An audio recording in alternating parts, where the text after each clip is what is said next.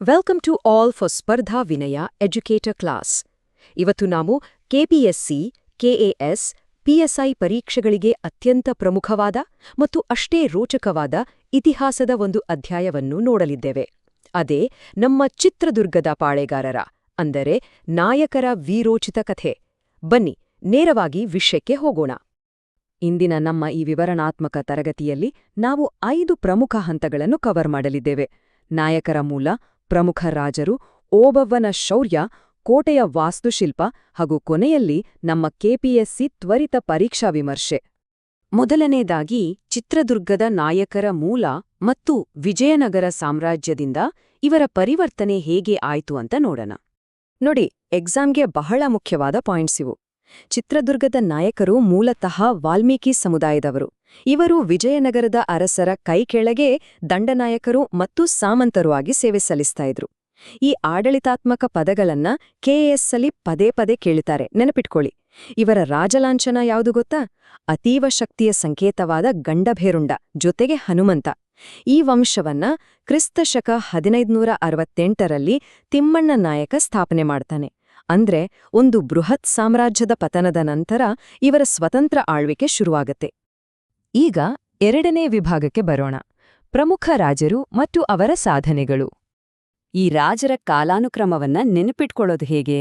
ತಲೆ ಬಿಸಿ ಬೇಡ, ಇಲ್ಲೊಂದು ಸೂಪರ್ ಶಾರ್ಟ್ಕಟ್ ಇದೆ. ಅದೇ TBHV ಸೂತ್ರ. ಟಿ ಅಂದ್ರೆ ತಿಮ್ಮಣ್ಣ ನಾಯಕ, 1568. ಬಿ ಅಂದ್ರೆ ಭರಮಪ್ಪ, 1689. ಎಚ್ ಅಂದ್ರೆ ಹಿರಿಯ ಮದಕರಿ, 1721. ಹಾಗೂ ಕೊನೆಯ ವಿ ಅಂದ್ರೆ ವೀರ ಮದಕರಿ ನಾಯಕ, 1754. ಕೊನೆಗೆ 1779ರಲ್ಲಿ ಹೈದರಾಲಿಯ ದಾಳಿಯಿಂದ ಈ ವಂಶ ಪತನವಾಯಿತು. ಈ TBHVನ ಕಂಠಪಾಠ ಮಾಡ್ಕೊಳ್ಳಿ, ಕ್ರೊನಾಲಜಿ ಕ್ವೆಶ್ಚನ್ಸ್ ಮಿಸ್ಸೇ ಆಗಲ್ಲ. ಇಲ್ಲಿ 3 ಮುಖ್ಯ ರಾಜರ ಸಾಧನೆಗಳನ್ನ ಡಿವೈಡ್ ಮಾಡಿದಿವಿ. ರಾಜ ಭರಮಪ್ಪ ಬಂದು ಚಿತ್ರದುರ್ಗದ ನವನಿರ್ಮಾಣ ಶಿಲ್ಪಿ ಮತ್ತು ಅದ್ಭುತ ಆಡಳಿತಗಾರ. ಹಿರಿಯ ಮದಕರಿ ಏನ್ಮಾಡ್ದ? ಮರಾಠರು ಮತ್ತು ಮೊಘಲರ ಭಾರೀ ದಾಳಿಗಳನ್ನ ತಡೆದು ನಿಲ್ಲಿಸಿದ. ಇನ್ನು ಕೊನೆಯ ವೀರ ಮದಕರಿ ಹೈದರಾಲಿ ವಿರುದ್ಧ ಹೋರಾಡಿದ ಅಪ್ರತಿಮ ವೀರ ಮತ್ತು ರಾಜತಾಂತ್ರಿಕ. ಪ್ರತಿಯೊಬ್ಬರ ಫೋಕಸ್ ಏನಿತ್ತು ಅನ್ನೋದನ್ನ ಈ ರೀತಿ ಡಿವೈಡ್ ಮಾಡಿ ಓದಿದ್ರೆ ಈಸಿಯಾಗಿ ನೆನ್ಪಿರುತ್ತೆ. ಇಲ್ಲಿ ನೀವು ಒಂದು ರೋಚಕವಾದ ಕಾಂಟ್ರಾಸ್ಟ್ ನೋಡಬಹುದು. ಒಂದೆಡೆ ರಾಜ ಭರಮಪ್ಪ ನಾಯಕ, ಆ 7 ಸುತ್ತಿನ ಕೋಟೆಯ ಬಹುಭಾಗ ಕಟ್ಟಿಸಿದ ಅದ್ಭುತ ಆಡಳಿತಗಾರ ಅಲ್ವಾ? ಮತ್ತೊಂದೆಡೆ ವೀರ ಮದಕರಿ ನಾಯಕ, ಮರಾಠರು, ನಿಜಾಮರ ಜೊತೆ ಡಿಪ್ಲೊಮ್ಯಾಟಿಕ್ ರಿಲೇಷನ್ಸ್ ಇಟ್ಕೊಂಡು ಕೊನೆಗೆ ಹೈದರಾಲಿಯ ಮೋಸದ ದಾಳಿಗೆ ತುತ್ತಾಗಿ ಶ್ರೀರಂಗಪಟ್ಟಣದಲ್ಲಿ ದುರಂತಾಂತ್ಯ ಕಂಡ ಕೊನೆಯ ಪರಾಕ್ರಮಿ ದೊರೆ. ಒಬ್ಬ ಆಡಳಿತದ ಬುನಾದಿ ಹಾಕಿದ್ರೆ ಇನ್ನೊಬ್ಬ ಕಡೆ ಉಸಿರಿರೋವರೆಗೂ ಅದನ್ನ ರಕ್ಷಣೆ ಮಾಡ್ದ. ವಿಭಾಗ 3 ನಮಗೆಲ್ಲರಿಗೂ ರೋಮಾಂಚನ ತರಿಸೋ ವಿಷಯ, ಓಬವ್ವನ ಐತಿಹಾಸಿಕ ಶೌರ್ಯ ಮತ್ತು ನಾರಿ ಶಕ್ತಿ. ಊಹಿಸಿಕೊಳ್ಳಿ, ಕಾವಲುಗಾರ ಕಹಳೆ ಮುದ್ದ ಹನುಮಪ್ಪ ಊಟಕ್ಕೆ ಹೋದಾಗ ಶತ್ರು ಸೈನ್ಯ ಒಂದು ರಹಸ್ಯ ಕಿಂಡಿಯ ಮೂಲಕ ಒಳನುಗ್ಗೋಕೆ ಪ್ರಯತ್ನ ಮಾಡ್ತಾರೆ. ಆಗ ಅಲ್ಲಿದ್ದಿದ್ದು ಕೇವಲ ಮುದ್ದ ಹನುಮಪ್ಪನ ಪತ್ನಿ ಓಬವ್ವ. ಆಕೆ ಹೆದರಿದ್ಲಾ? ಖಂಡಿತ ಇಲ್ಲ. ಕೇವಲ ಒಂದು ಒನಕೆ ಹಿಡಿದು ಒಬ್ಬೊಬ್ಬರನ್ನೇ ಹೊಡೆದುರುಳಿಸಿದ್ಲು ಆ ಮಹಾತಾಯಿ. ಇದನ್ನೇ ನಾವಿವತ್ತು ಓಬವ್ವನ ಕಿಂಡಿ ಅಂತ ಕರೆಯೋದು.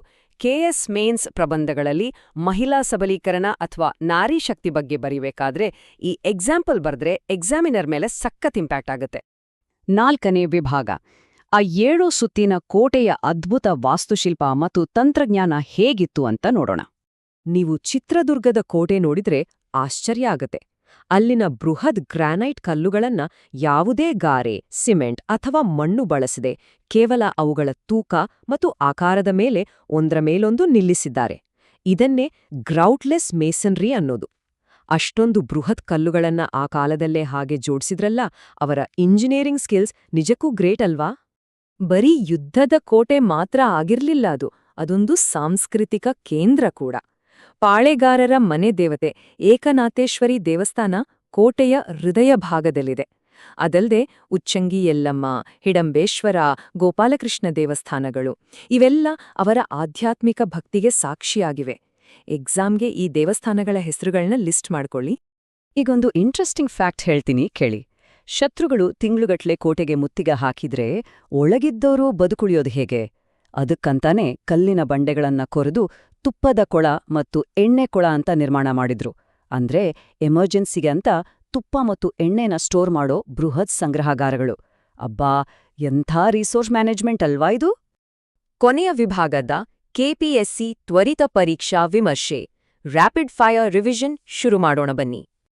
ಇಲ್ಲೊಂದು ಪ್ರಶ್ನೆ ಇದೆ. ಸಾಮಾನ್ಯವಾಗಿ ಸ್ಟೂಡೆಂಟ್ಸ್ ಇಲ್ಲಿ ಕನ್ಫ್ಯೂಸ್ ಆಗ್ತಾರೆ. ಇಬ್ಬರು ಮದಕರಿ ನಾಯಕರಿದ್ದಾರೆ. ಒಬ್ರು ಮೊಘಲರನ್ನ ಹಿಮ್ಮೆಟ್ಟಿಸಿದ್ರೆ ಇನ್ನೊಬ್ರು ಹೈದ್ರಾಲಿ ವಿರುದ್ಧ ಹೋರಾಡಿದ್ರು. ಯಾರು ಅಂತ ಗೆಸ್ ಮಾಡ್ತೀರಾ? ಉತ್ತರ ಬಹಳ ಸಿಂಪಲ್. ಹಿರಿಯ ಮದಕರಿ ಮೊಘಲರೋ ಮತ್ತು ಮರಾಠರನ್ನ ತಡೆದ. ಆದ್ರೆ ವೀರ ಮದಕರಿ ಹೈದರಾಲಿಯನ್ನ ಎದುರಿಸ್ದ.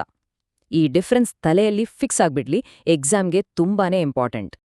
ಎರಡನೇ ಪ್ರಶ್ನೆ, ಕೋಟೆಯೊಳಗಿನ ಆ ಆಹಾರ ಮತ್ತು ಜಲ ನಿರ್ವಹಣಾ ವ್ಯವಸ್ಥೆ ಇದೆಯಲ್ಲ, ಆ ಸ್ಪೆಷಲ್ ಕೊಳಗಳಿಗೆ ಕನ್ನಡದಲ್ಲಿ ನಿಖರವಾಗಿ ಏನಂತ ಕರೀತಾರೆ? ಎಕ್ಸಾಕ್ಟ್ಲಿ, ಅವುಗಳೇ ತುಪ್ಪದ ಕೊಳ ಮತ್ತು ಎಣ್ಣೆ ಕೊಳ. ಕೆಎಸ್ ಪತ್ರಿಕೆಗಳಲ್ಲಿ ಇದೇ ನಿಖರವಾದ ಪಾರಿಭಾಷಿಕ ಪದಗಳನ್ನ ಬಳಸಿದ್ರೆ ಪಕ್ಕಾ ಒಳ್ಳೆ ಮಾರ್ಕ್ಸ್ ಗ್ಯಾರಂಟಿ. ಫೈನಲ್ ಆಗಿ ಕೆಪಿಎಸ್ಸಿ ಎಕ್ಸಾಮ್ಗೆ ಒಂದು ಕ್ವಿಕ್ ಚೆಕ್ಲಿಸ್ಟ್. ರಾಜಲಾಂಛನ ಯಾವುದು? ಗಂಡಭೇರುಂಡ. ಕೋಟೆಯ ಮುಖ್ಯ ಶಿಲ್ಪಿ ರಾಜ ಭರಮಪ್ಪನಾಯಕ. ಕ್ರೊನಾಲಜಿ ಶಾರ್ಟ್ಕಟ್ ಅದೇ ನಮ್ಮ TBHV ಅಂದ್ರೆ ತಿಮ್ಮಣ್ಣ, ಭರಮಪ್ಪ, ಹಿರಿಯ ಮದಕರಿ, ವೀರಮದಕರಿ.